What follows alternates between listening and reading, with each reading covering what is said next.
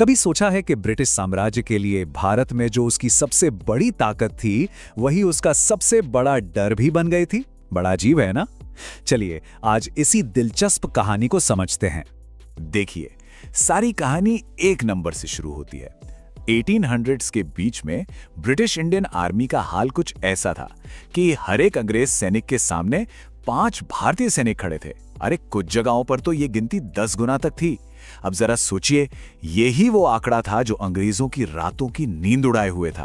तो सवाल सीधा सा है, अगर भारतीय सैनिक ही पूरे एम्पायर की रीढ़ की हड्डी थे, तो फिर अंग्रेज ऑफिसर किसी बाहरी दुश्मन से ज्यादा अपने ही सैनिकों से क्यों खौफ खाते थे?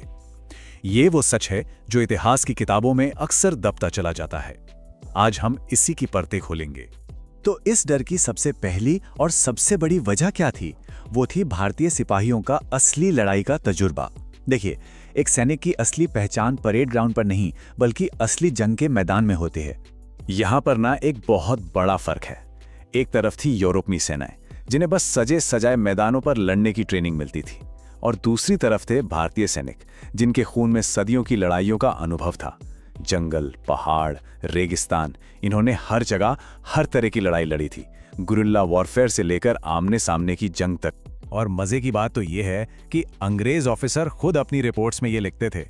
वो मानते थे कि भारतीय सैनिक चाहे कितनी भी गर्मी हो, कितनी भी थकान हो, डिसिप्लिन नहीं तोड़ते थे, कम से कम सामान में भी लड़ लेते थे। और जब बात आमने सामने की लड़ाई की आती थी तो उनका जुझारूपन देखने लायक होता था। सच तो यह है कि जहां अंग्रेज रंगरूटों का दम निकल जाता था, वहां भारतीय सैनिक डटे रहते थे। तो ये तो हुई एक सैनिक के हुनर की बात, लेकिन अब आते हैं उस असली रणनीतिक सच पर जो अंग्रेजों के लिए किसी बुरे सपने से कम नहीं था। असल में खतरा बाहर नहीं था, खतरा तो दीवारों के अंदर ही पल रहा था। हकीकत एकदम साफ थी। ब्रिटिश राज की पूरी इमारत भारतीय सैनिकों की वफादारी पे टिकी थी। वो गिनती में इतने ज्यादा थे कि अगर वो एक साथ मिल जाते तो अंग्रेजों का पूरा साम्राज्य ताश के पत्तों की तरह ढह जाता, बस एक पल में। देखिए, मिलिट्री स्ट्रैटेजी का एक सीधा सा नियम है, बाहर का दुश्मन तो बॉर्डर पे लड़ता है, पर जो दुश्मन आपके बीच में आपके ही हथियारों के साथ खड़ा हो, वो तो पूरे सिस्टम को अंदर से ही खोखला कर सकता है। और भारतीय सैनिक कहाँ थे?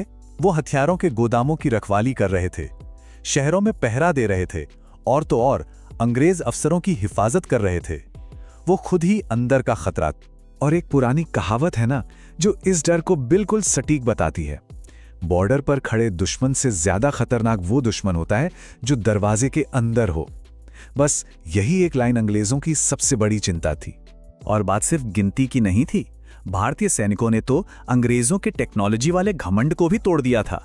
उन्होंने नई नई बंदूकें और तोपें चलाना इतनी तेजी से सीखा कि देखने वाले हैरान रह गए। हालत ये थी कि कई बार वो नए अंग्रेज सैनिकों से कहीं बेहतर निशाना लगाते थे, और तो और उनसे कहीं ज्यादा पैदल चल सकते थे। ये सब डर तो बस मन में था, एक थ्योरी की तरह। और फिर आया साल 1857, वो साल जब ये सारा डर एक खूनी हकीकत बनकर सामने आया।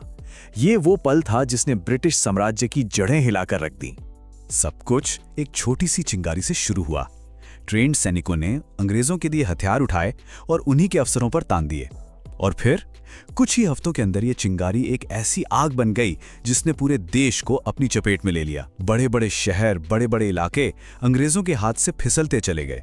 बस इसी एक घटना ने अंग्रेजों की सोच को हमेशा हमेशा के लिए बदल डाला। तो सबसे बड़ा सबक क्या मिला?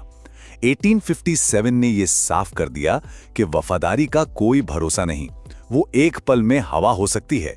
अंग्रेजों को जो लगता था कि उनका कंट्रोल बहुत मजबूत है, वो एक धोखा था। ये उनके लिए सिर्फ एक मिलिट्री हार नहीं थी, ये एक बहुत बड़ा साइकोलॉजिकल ब्लो था। तो इस जबरदस्त झटके के बाद अंग्रेजों ने क्या किया? उन्होंने अपने सबसे बड़े खतरे को यानी भारतीय सैनिकों को काबू में रखने के लिए एक नया सिस्टम बनाया। और ये पूरा सिस्टम सिर्फ एक चीज पर टिका था, डर। चलिए देखते हैं कि यह सिस्टम था क्या। उनकी स्ट्रैटेजी बहुत जानी पहचानी थी, डिवाइड एंड रूल, यानी बांटो और राज करो। सबसे पहले तो उन्होंने मार्शल रेस का एक झूठा कॉन्सेप्ट बनाया, मतलब लड़ाकू कौम। फिर उन्होंने क्या किया, जानबूझकर ऐसे अलग अलग धर्म और जातियों के लोगों को फौज में भर्ती करना शुरू किया जिनके बीच पहले से थोड़ी अनबन रहती थी। मकसद साफ था कि ये लोग आपस में ही उलझे रहें और कभी एक भारतीय सैनिक बनकर एक ना हो पाएं। अब ये जो मार्शल रेस वाली थ्योरी थी ना, इसका साइंस से दूर दूर तक कोई लेना देना नहीं था। ये पूरी तरह से एक पॉलिटिकल मूव था, बस ये दिखाने के लिए कि देखो, कुछ लोग तो पैदाइशी सैनिक होते हैं। इससे उन्हें भर्ती में भेदभाव करने का एक बहाना मिल गया और सैनिकों को बांटने का एक हथियार भी। इस पूरे सिस्टम का, इस पूरी साजिश का बस एक ही मकसद था, ऐसा कुछ करो कि भारतीय सैनिक दोबारा कभी अपनी असली, अपनी कलेक्टिव पावर को पहचान ही ना सके। तो चलिए सब कुछ समेटते हैं। आखिर अंग्रेज अपने ही भारतीय सैनिकों से इतना डरते क्यों थे? भाई क्योंकि वो नए नवेले लड़के नहीं, बल्कि असली जंग के माहिर खिलाड़ी थे। गिनती में वो बहुत बहुत ज्यादा थे। अंग्रेजों के हथियार और उनकी चालें सब सीख चुके थे। यहाँ की जमीन, यहाँ के लोगों को उनसे बेहतर कोई नहीं जानता था। और सबसे बड़ी बात, वो पूरे साम्राज्य को अंदर से ही उखाड़ फेंक सकते थे। तो असल में अंग्रेजों का डर उनकी किसी कमजोरी की वजह से नहीं था, बल्कि उनकी काबिलियत की वजह से था। वो काबिल थे, वो तादाद में ज्यादा थे और वो अपनी ताकत को जानते थे। और सब ये जानते थे कि अगर ये एक हो गए तो इन्हें रोकना नामुमकिन होगा। तो ये डर किसी भेदभाव का नतीजा नहीं था, ये उनकी बेमिसाल ताकत का सीधा साधा सच था।